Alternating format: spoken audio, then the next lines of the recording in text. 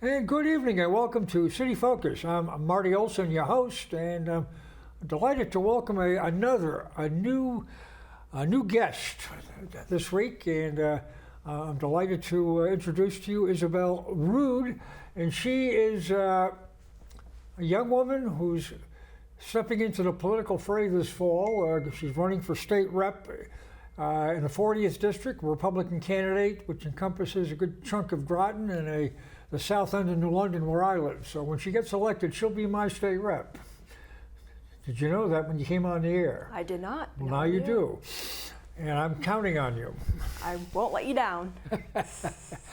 Well, it's a pleasure to have you. I met Isabelle briefly 3 weeks ago. She stopped in at a New London Republican Town Committee meeting in New London at the Senior Center, and we had a chance to say hello, and I mentioned about the TV program as she had been introduced herself to our group. And lo and behold, she's in tonight, and I suspect we'll have her on as often as we can both do this between now and the November election. And so welcome aboard. Yeah, thank you so much for having me tonight. I'm excited. This is my first, TV interview, and I think it's a great start to my campaign. Well, this is good stuff. You're in for, as one who's run for office numerous times, have fun, work hard, and don't take stuff personal. I mean, it's just do your job, stay focused, and the chips will fall where they may, but I think you got a good positive attitude, and that's half the battle.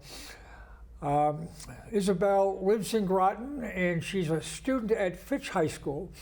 So she's, needless to say, she's on the young side. She's currently 17. I am 17. You will be 18 in October. In October, so before the election, she will have hit the magic age of 18. But I give you high marks for stepping up to the plate and doing this. And I think before we get into issues and things of that nature, perhaps you might give a little bit of a background on who you are. I mean, did you grow up here in Groton, and you're on your way to finishing up high school at Fitch, which is the Groton's high school. So you're self-employed. So I'm going to turn it over to you. I can talk all hour, but that doesn't do you any good. Yeah. So I was born and raised in Groton. I go to Fitch High School currently. I've been through the Groton public school system my whole life, and I have a small business. I make cakes, and I'm employed as an EMT with the city of Groton down at the beach. So this summer, that's what I'm going to be doing part-time. Volunteer-wise, I'm a firefighter and also an EMT. So. Wow. Yeah. Didn't know if the volunteer corps was, they're slowly fading away, it seems. At least in Norwich anyway, there's a lot of friction between the paid and the volunteer groups up there. Well, that's terrific, and having a little entrepreneurial spirit, I think I like that. That's good stuff. When you're through with Fitch this spring, do you have any plans to continue your education? I do. I will be attending community college for 2 years and then transferring, hopefully, to UConn. So yeah, and I'll be majoring in psychology. Psychology is what you want to study. Well, that's good for you. Now, regarding the seat, have you held office of any kind so far, even in high school or junior high? No, I have not. I mean, student council, anything like that? No? So what motivated you to do this? I mean, is it something that you came to the Groton Republicans and said, I'm interested in the seat, or had they advertised something that you responded to, or did they contact you and say, would you like to run? Well, I was at a family dinner and Heather Summers, her aide, is my cousin. So we kind of chatted for a bit, and she recommended that I came up to the Capitol with her for a day and checked everything out. And that's when I was asked if I wanted to run for this position, and I was like, I would love to. So I was thrilled, and since then I've been working hard to get this campaign rolling. And well, that's wonderful. And Heather is a terrific senator, and she does a marvelous job. She was also with the Groton before. She was in the state. She was in local government, and she's a really talented woman, and she knows her business. So, I mean, if she offers you advice, take it. I mean, she knows her business. She's really, really sharp, and regarding the issues, the state and the region, I'm sure she's on top of it all, and she can be a terrific resource. On this side of the bridge, you may want to consider talking with Greg Howard, who's a state rep from Stonington. He's a police officer over there, and he's a weekly guest on Lee Elsey's program. Heather is on periodically on his program, and I would suggest that you reach out to Lee and see if you can get on the program, whether it's on a phone call or I find it best to go into the studio. You get better, I think, better interaction with him when you're like we're talking here in the studio. I will tell you this: he won't call you, so the onus is on you to reach out to him. And maybe after the program, I can give you his number. You can, if he says, "Who the heck are you?" I say, "Well, Marty gave me your number, so I'll be your buffer." Yeah, I mean, totally, I'd love to. So I think that would be to your advantage. I think that you need to. Well, let's continue here with the. Again, why you're doing this. I mean, have you worked on a campaign before? I mean, if you've got some ties to Heather, have you worked with her on any of her campaigns for anything? I haven't worked for her on a campaign, but she was my next door neighbor. So periodically I would go over her house for events and fundraisers. So that's the only political background I have. All right. Well, there's going to be a lot of things for you to absorb and assimilate. Have fun. Make this an experience, whatever the net result is, that you're going to look back at years from now and look at it positively, that this was something good, and if you win, you're in. And if you don't, that you've had a good enough experience you want to try again. And the GOP has had a tough row to hoe in this particular seat. Talking off the air just before we came on, when Andre Baumgartner was running as a Republican, he was a very young man when he started. He was in his teens, I believe, 18, 19, and he won. And I give the young man at that time an extraordinary amount of credit because he worked his tail off. It was a mission. He banged on every door in New London, I think twice. So he wanted to win, and the opposition took him for granted that he can't win, or we're in, and they lost. And it's going to require on your part a yeoman effort of that nature to give yourself a chance to be successful. Andre he was under the radar, but he worked very, very hard. And if you put in that level of effort, people are going to notice that. And if they're not happy with the incumbent, they'll give you a chance. Andre didn't win re-election, but he got fat and happy. He thought didn't work as hard, and he blamed the Republican Party that he didn't work hard and didn't win. Every election's so unique, and you still have to put in all the time and effort, first, second, third, every time. You got to work very, very hard. And if you're willing to put in that type of an effort, surround yourself with good people, because you can't do it by yourself. You'll, like I say, it gives you that opportunity, and you should learn an awful lot too. You'll learn a lot about Groton in your own community. You'll learn a heck of a lot about New London because you're not there, and how there are similarities, but they're also unique in their own ways, and the people who live in them are unique in their own ways, and the issues are not necessarily the same in both communities. So when you're looking at local stuff, how you're going to ebb and flow, and then there are state issues that impact the entire state of Connecticut that you need to be abreast of as well. Excuse me. Are you, what are some of the topics that kind of drew you into this? Or have you, it's got to be, what are your top 2, 3, 4 issues? I mean, you can't have a laundry basket full of them because you don't need that many, but you need to be on top of a few that are kind of prime interest. Yeah, I mean, it's really the affordability in Connecticut that's everybody's focused on right now. Utility rates, housing. I know another big one that is personal to me, being in the fire service and EMS, is the mental health and the opioid crisis in Connecticut. And I guess public schooling for sure is one thing that, I just came out of that school, and seeing these kids struggle, it makes me upset. And I think that's what drove me to wanting to make a change and stepping up to the plate to advocate for that. Can you offer any specifics on any of these topics? I mean, one issue that's near and dear to me is electric rates, and the public benefit charge that those of us who pay it's a surcharge to pay for those who aren't paying. And is that fair? And is it something that is important to you? And is it something that you'd like to see lower or removed? Yeah, I mean, I guess it would be the public benefits charge. I don't have all the answers. I'm still new to this, and I don't think that we should be paying as much as we are. I think it's ridiculous, and it's not really helping anyone.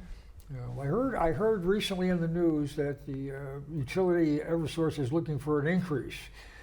So they're looking for an increase on top of what many people think is outrageous as it is, including the public benefits charge. So you're getting into a little bit of a tangled web there. So you're going to have to study hard on that one to know the ins and outs on what's going on. Regarding affordability, that's a buzzword. Are there issues or topics or products or services that you feel that are need more attention than others, or just with a broad sweep? I think we need to be helping first-time home buyers, maybe investing in more programs for them to help them get started, building more starter homes, speeding up some zoning laws as well. I know that's another big issue. So. Well, one thing that the state is doing, and it's a challenge, because most of the lower income people in the state are in our urban areas. I mean, Hartford, Bridgeport, New Haven, New London's got its fair share, and many of our suburban communities don't. And the suburban areas will have zoning laws that basically preclude that type of housing in their communities. They'll have where you need a certain lot size. They don't allow multifamilies, whatever it may be. And now the state is looking to supersede local zoning and force these communities to provide housing of that ilk. And I'm not sure if it's sunk in for the folks that live in these communities, but many folks move to the Greenwiches and the Westports, et cetera, the Gold Coast in Connecticut, for a reason, is that they don't want the issues that are in the urban areas in their home communities. And they'll go there to work and then they leave and come back home. So it's a bit of a challenge. I've lived in New London virtually my entire life, and so I mean I've lived with this type of stuff and these issues virtually forever. So I can see both sides, but I'm kind of interested to get what your take may be on the paradigm and how to maybe solve some of these problems. Yeah, so I think it's looking at the root cause of why people, there's higher crime rates in certain areas, and I think that's really because mental health services are short. I mean, there's long waiting lists for these services, and that of course has an impact on these people. Yep. So that's one of my opinions on that. Okay. And how, mental health is also an issue, and it's been a problem in Connecticut. We had state facilities, and they were closed a number of years ago under the guise of, well, these folks have rights too, and we have no right as the state to house them in groups. And so where a lot of folks now have been let out, and they live on the streets and don't have the capacity to take care of themselves. Mm-hmm. So there's issues of with drug abuse, and there's alcohol abuse, and other myriad of other issues that need to be addressed, because what we're doing now doesn't seem to be working all that well. So it's certainly going to be a state issue, and so when you're elected, this would be one of those ones that maybe come right to the top. Yeah. Have you given any thought to what committee or committees you might like to serve on? Yeah, well, personally, I'm very interested in public health. So fingers crossed I'll get on that committee. I guess that's my top one that I hope to get into. Well, you're also involved with first responders with the fire, and you do ambulance work as well. Yep. So that's terrific. I'm really I'm proud of you. Thanks. That's good stuff. It also looks like you're a baker too. So you're Izzy the cake queen here. So maybe you'll be making all the cakes at the fire station there for the. I do. Occasionally, I treat them. So you do that already. Yeah. Good for you. Now, as a small business owner, what do you see that the state may be able to do to assist small businesses, or maybe they're impeding small businesses that running interference and not allowing you to do your job? I think it's because Connecticut puts so many regulations on these small businesses and so many taxes, and it makes it so nobody wants to open up a business. I mean, if you look at the statistics, Connecticut is ranked pretty low in successful small businesses. It's really hard to start up a business here, and I think that's definitely something I'll advocate for when I get into office. Okay. Well, we were talking too at the top of the program regarding energy and electrical supply. Connecticut does have some of the highest energy costs in the country, and we are competing everywhere for businesses, and businesses have they have choices on where they want to open up and set up, and they're not going to necessarily look to the high cost centers such as Connecticut. They'll go to lower cost places where the expenses are lower, and it makes them more competitive in a regional as well as larger markets, including a national or international market for that matter. So in this district, on the larger scale though, we've got Electric Boat, and they're hiring like crazy. Oh yeah. As well as Pfizer. Do you have any plans to try to talk to any of the executives in those businesses to get their take on what's going on in the region? Yeah, I think within the next few months, that's definitely going to be at the top of my list. So that's getting good. out more and. Well, here's a case of where if you are able to tap into some of the someone like a Heather Summers who's been around a long time and she's got contacts like everywhere, that she can perhaps help you open the door as opposed to you're the newbie, and when you, hey, I'm the newbie, and they go, thank you, and hang up on you. When it's Heather Summers says, I got somebody I think that's important you meet with, she may be able to break down those barriers. Yeah. So, and I don't know who you've got right now, and you're going to need to raise funds. And have you started to distribute the financial forms, the $5 deals here, where you can get into the state finance aspect? I mean, if you qualify for that, the level of funding is staggering. I mean, it's almost, from my perspective, too much, but if you qualify, take advantage of it. I mean, the law is there, you take advantage of it. But if you don't reach it, it's going to give your opponent a major league advantage. Yeah, I've been working on getting some signatures, and my antidote link is still being reviewed right now through the state. So. Okay. Do you have any of those forms with you? I do. All right, maybe we'll tend to business after the show. Okay. Yeah, you have to have those with you all the time, Yeah. and it's important. And I'm just trying to weigh in with. If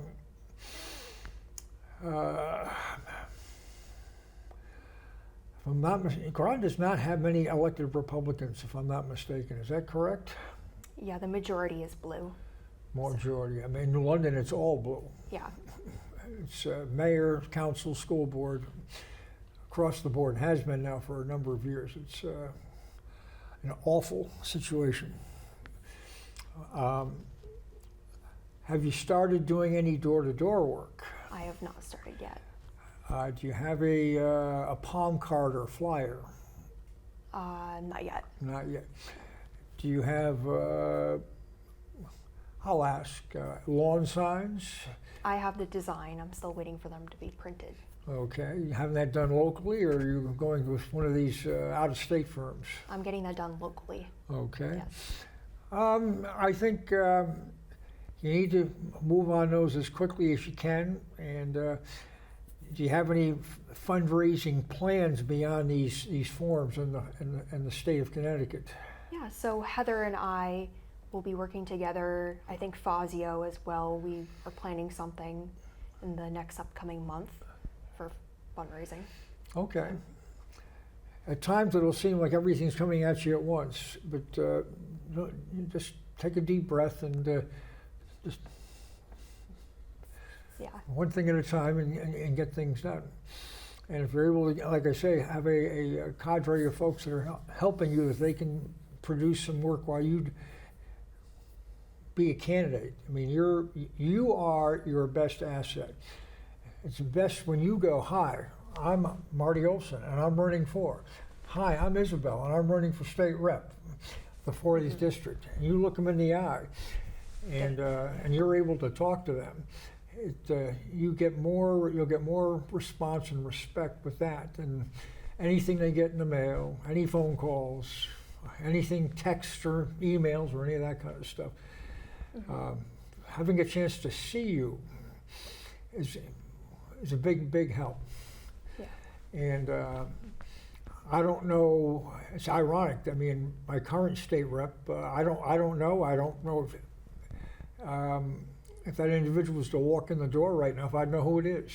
And that's kind of frightening when I think that I'm relatively active and my state rep doesn't really spend any time in my town. I think that's bad politics, bad representation. Now, maybe he or she is spending it in Democratic quarters or whatever, but not in the broad community.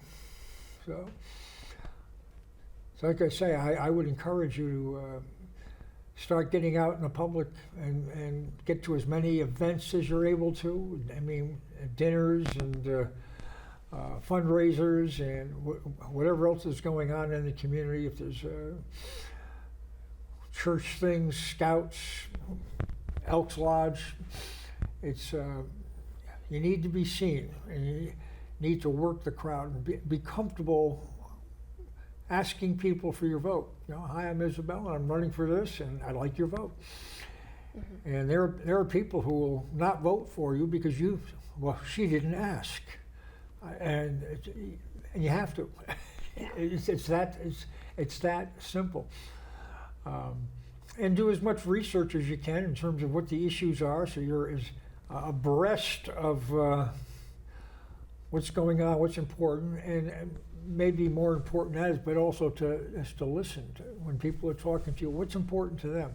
You may think something's important, but you may be the only one who thinks it's important, and your constituency is not on board with that. They may have something, and politics moves in strange ways too, where things that are important as we sit here tonight, a month from now, 2 months from now, things can change for one reason or another. And you need to be able to move quickly, be prepared. It's interesting. Andre, when he ran and when he started, he had been an intern for Rob Pirro when Rob Pirro ran for mayor of New London. And I think that's where he kind of cut his teeth, and then he ran for the state rep seat. So, if you've got folks that can help you out, if you can get an intern, I would check in with the local colleges. Whether it's Avery Point or Mitchell, Conn College, maybe even the Coast Guard, and just you're running for office and you'd like to get an intern and have them do a lot of research for you. That could be very, very beneficial. Obviously, the graduations are going on, but between when you get into the fall, have a plan.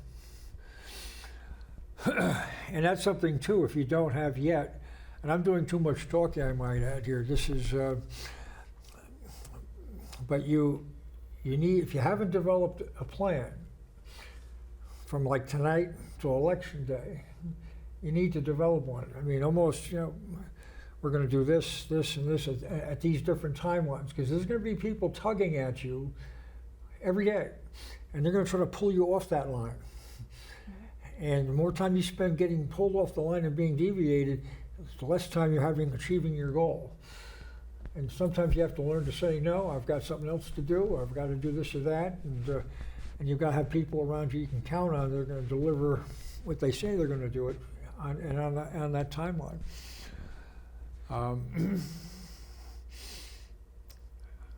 I'm fascinated by having new people getting involved. I'm delighted to have a young person like you. That's one thing that adults will complain about, is that young people don't care. They don't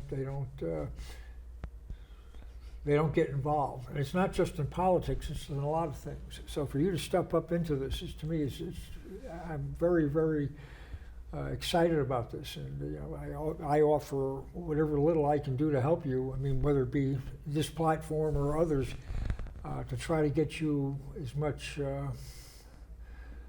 exposure as possible. An incumbent is difficult to beat. They've got a leg up. People, generally speaking, have an idea of who the person is, or at least the name. And so you've got to start and develop that as well as your issues. If you haven't been down to the day office yet, you should stop down there and introduce yourself to the newsroom in the editorial page and say, hey, I'm running for office. And you've got a Facebook page. Yep. That's how I reached you, through your Facebook page. And do you have a website?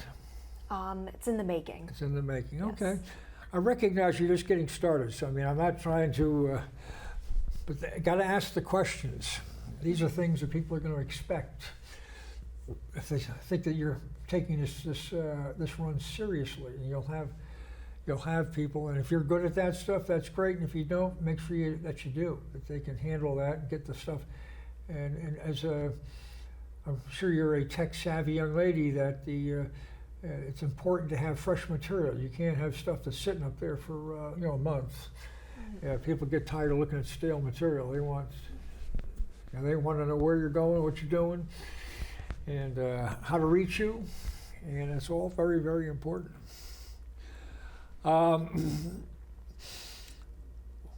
what part of Groton does this district encompass? Because you've got another district that also has a section of Groton as well. Yeah, so the district is very weird. I have a little bit of Old Mystic going through Groton City, and it cuts off right before you get down to like the beach in Groton, Eastern Point. And then for New London, I have the Ocean Beach area and Electric That's the Boat. southern tip of New London, yeah. Yeah. Yeah, I don't understand how they've cut these things up, but they have. And but it's generally speaking been represented by folks from Groton, because a larger percentage of the electors are from Groton. So New London folks haven't really even gotten a chance to get nominated over a long, long period of time. This is not something that's a new thing.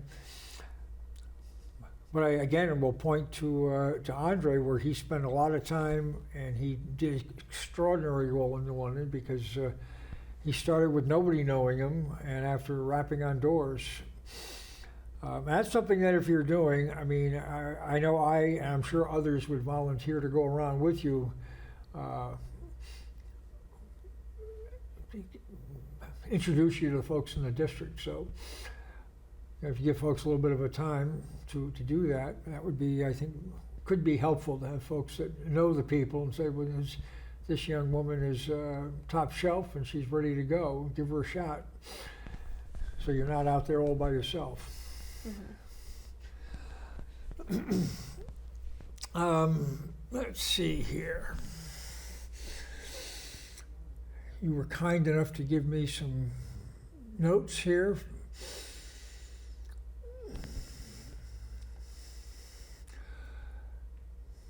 Supporting local business and strengthening the local economy. How do you propose to do that? Yeah, I think it's building more safety nets for people in need.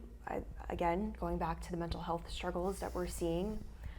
I think bringing those people up so they're able to work and engage in the economy, that could definitely help. And going to the small business part, I think investing in programs where we could, give grants to maybe small businesses that want to start up and get them on their feet and going. So yeah. Terrific.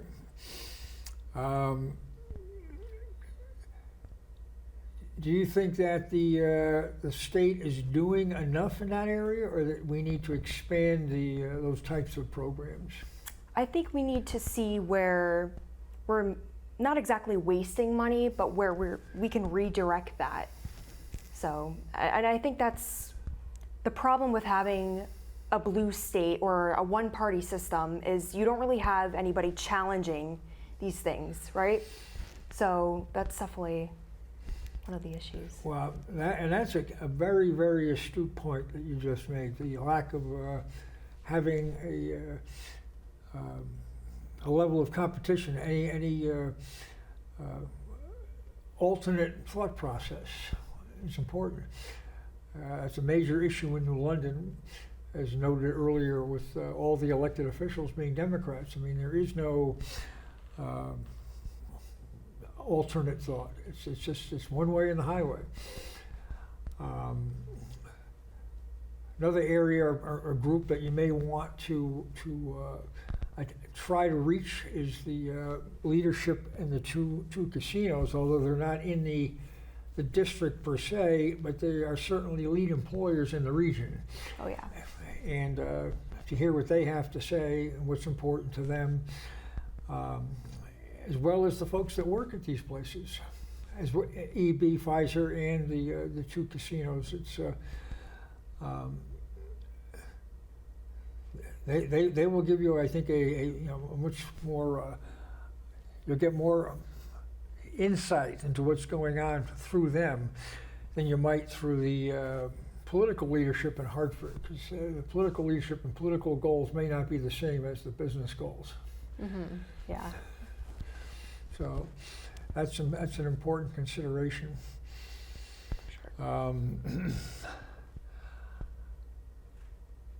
Let's see. I'm just curious. Do you drive? I do. You do. Yeah. And so driving to Hartford and back's not going to be a problem for No. you. I've already done it a few times. On your own? Yes, it's a All right. cakewalk. Good. That's important.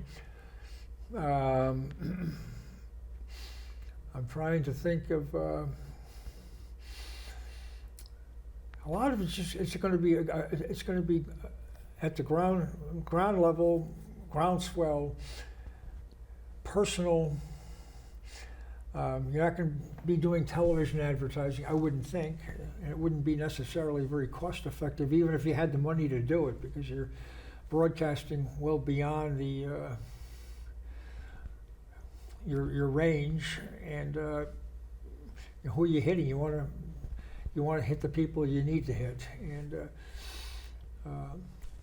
even a guy like going on with Elsie, his listenership is, I would say, primarily.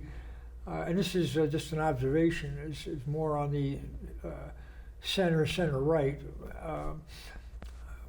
So you're not going to touch the left, but it's you still need to introduce yourself to everybody.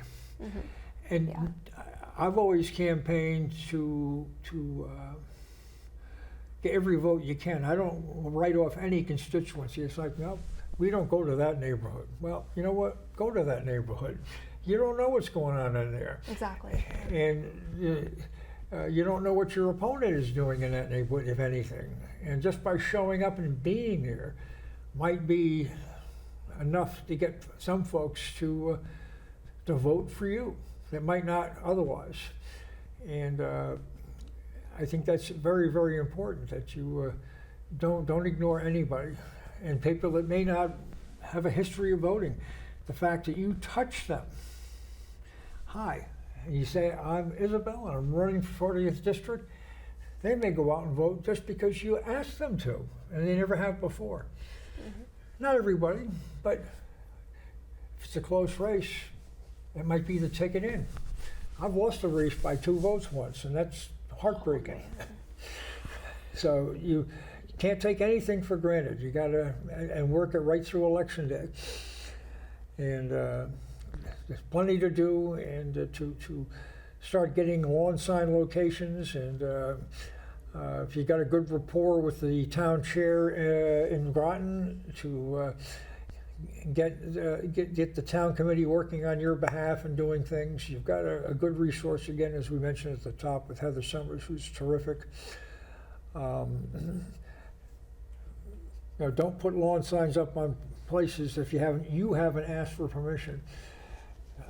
They may like Heather, but they don't know you. Mm-hmm. Yeah. And that could be counterproductive. So you want to, and if somebody donates to your campaign, take the time to write a thank you note. Thank you notes go a long way, especially if you want to ask them again. Mm-hmm. If you don't, they may not. So. Well, let's see here. What else can we talk about here? We've got housing concerns for young people and working families. What is the issue and what is your solution? So the issue is, I guess, look at Electric Boat. We have a ton of people being hired, but not enough housing. So that goes back to building more starter homes. And I know that some people say, I don't want any more houses in my backyard and stuff like that. But I guess, yeah, investing in more first-time home buyer programs. As we have an aging community, we're seeing more young people move out of this area due to the rising cost. And that affects a whole bunch of things. It's a domino effect. So. Well, a lot of the mayor of New London has gambled heavily on apartments as opposed to first-time homes. And for the most part, I would say that they are high-end rentals. I mean, they're not geared for working people. They're more for the engineers and the scientists at Electric Boat and Pfizer, and they're not for the folks that are taking care of the lavatories at the casino. Rents are steep, and many instances in New London in particular where the locals can't afford to rent in their own community. Mm-hmm. So that's a challenge, and that's something I was alluding to earlier. That's going to be something's going to be a challenge for the assembly to deal with. So it's I don't know. It's I think you got your work cut out for you. Let's see. Thank you.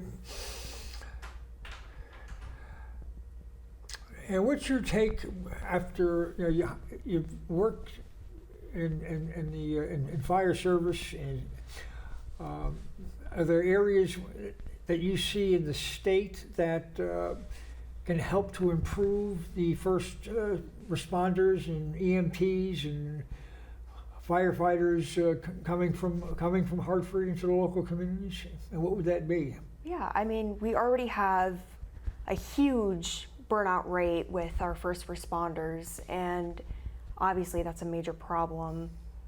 I think it's really directing more money into our public services, public safety. I mean, EMTs now are making the same as someone who's flipping burgers at McDonald's. And not to say there's anything wrong with working at McDonald's, but it shows that this person who's going out in the field and putting their life on the line is getting paid the same as somebody who's not doing something as dangerous. And I think that's where a lot of people are frustrated, and it's driving people out of EMS and the fire service and public safety in general, including dispatchers, police officers. Well, that's important. And Connecticut is a union state. Many of the communities, local communities, have bargaining units too that you've got to negotiate with and live up to those contracts. So these are areas that I think that those who are serving up in Hartford, the state reps in particular, who are supposed to be closer to the people than the state senate, have got to be aware of and have their ear to the ground, as well as a rapport with the local elected officials as well, town councilors and selectmen, mayors, etc. Mm-hmm. Okay. Let's see here. Okay. I'm just going to shift gears for a moment here. Drew, if we could, we'll put up our PSAs, and we've got 3 announcements we'd like to, there we go. The New London Kiwanis Club annual golf tournament's coming up on Friday, September 18th at Shinnecock Golf Club in Groton. And that's our club's primary fundraiser, and it supports all of our annual charitable giving as well as our annual scholarship fund, which we are able to award $3,000 scholarships annually. By the way, did you apply for that? I did not. You did not. Shame on you. I'm just teasing on that. But we need everything. We need golfers, we need sponsors, we need prizes and volunteers. And if you're interested, please contact me, Ted Nelson with TJ Nelson Home Improvements, John Russell, and he's in downtown London with Homeward Bound Treasures. And we can get you plugged in at the right place. Now that we're moving into the warmer months, we also have at Ocean Beach Park classic car cruise nights and free admission to the beach. And they open the gates for free at 5 o'clock, and that will run at least through the end of August. And it's a lot of fun. You get a lot of classic cars, some muscle cars, motorcycles, good social event. There's a lot of kid activities. and nice place to be. So stop down to Ocean Beach Park in the southern tip of New London, and maybe you'll see me down there. And last but not least, New London has changed its parking rates downtown. They've changed the hours and the fees. And if you haven't been downtown, be aware, be alert. Look at the signage so that you don't get caught and get hit with a fine that you're not expecting, or it's more than you're expecting. And take care of that. I know our manager in the control room there, he got zapped once, and he's asking me to let everybody know so that they don't get caught like he did. And also that we're on SEC TV. And we're live streaming as we are right now. We'll be on YouTube either later tonight, certainly by tomorrow morning. And there we go. Once we are up on the YouTube, folks can watch us at their leisure anywhere. We may have some folks in Thailand that are watching. Interesting. We may. I don't know, but we have fun here on City Focus, and I want to thank Isabelle for carving out the better part of an hour to share with us. And I think she's a fine young woman, and she's going to make a great candidate. I think that you'll, as you get to meet her and have a chance to chat with her, I think she got more of a tutorial tonight than anything else. But when you get a chance to talk to her, that she will impress you, that she's got a lot on the ball. I think she'll earn your respect, and she'll earn your vote. So that's what it's all about. We can use some change in Hartford, and I think that she's the gal to do it. And on that note, I just want to say thank you for coming here. Thank you so much and for I'm sure having we'll me have you tonight. back. And ladies and gentlemen, we'll see you next week on City Focus. Good night.